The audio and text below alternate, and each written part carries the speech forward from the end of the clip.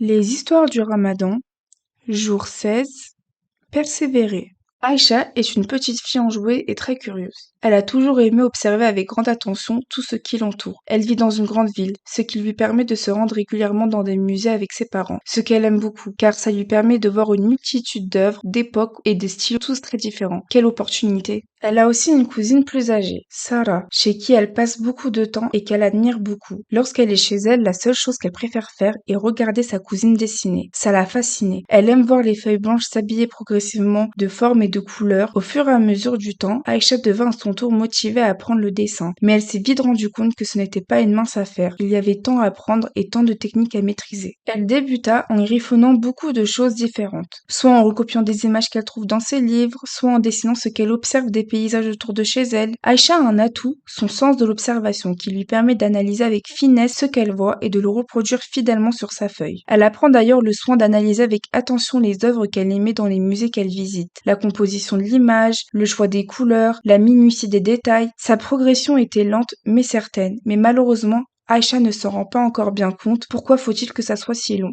Un week-end, elle se décida à montrer ses croquis à sa cousine. Aïcha s'approcha de Sarah avec sa feuille et lui montre le paquet de feuilles qu'elle tenait entre ses mains. Waouh, c'est du super bon travail. Tu as tellement progressé ces derniers temps, dit sa cousine en souriant. Mais j'ai encore beaucoup de choses à apprendre avant de pouvoir dessiner comme toi, répondit Aïcha en baissant les yeux. Mais c'est normal. Apprendre une chose nouvelle demande du temps et de la patience. Mais tu es sur la bonne voie. Tu y mets beaucoup d'efforts et de passion, expliqua sa cousine. Aïcha soupira. Elle se sentait un peu découragée en pensant à tous les défis qu'il lui reste à relever avant de pouvoir espérer parvenir au niveau qu'elle souhaiterait atteindre. Tu sais, même moi j'ai eu du mal à apprendre les bases du dessin, dit Sarah en souriant. Vraiment? Mais tu dessines si bien maintenant, s'exclama Aïcha. Oui, c'est vrai, mais j'ai passé des heures et des heures à m'entraîner et j'ai suivi des cours de dessin pour m'améliorer.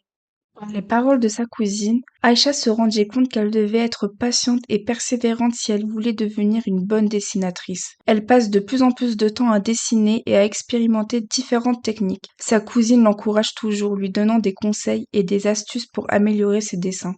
Un jour, la maîtresse de l'école annonça qu'il y aurait un concours de dessin organisé par la ville et que tous les élèves étaient invités à y participer. À l'annonce de cette nouvelle, Aïcha fut super excitée à l'idée de pouvoir montrer son travail, mais se sentit aussi un peu nerveuse. Sa cousine la rassura. Peu importe le résultat, l'important est de participer. Tu dois avoir confiance en tes compétences. Aïcha travailla dur pour créer sa pièce maîtresse pour le concours. Elle passa des heures à peaufiner chaque détail en utilisant toutes les techniques qu'elle avait apprises. Le jour du concours, Aïcha remit son dessin à la maîtresse de dessin avec un grand sourire. Elle était fière de son travail et confiante. Elle s'est donné tant de mal. Quelques jours plus tard, la maîtresse de dessin annonça les résultats du concours en classe. Aïcha avait gagné le deuxième prix. Elle était très heureuse et fière d'elle-même.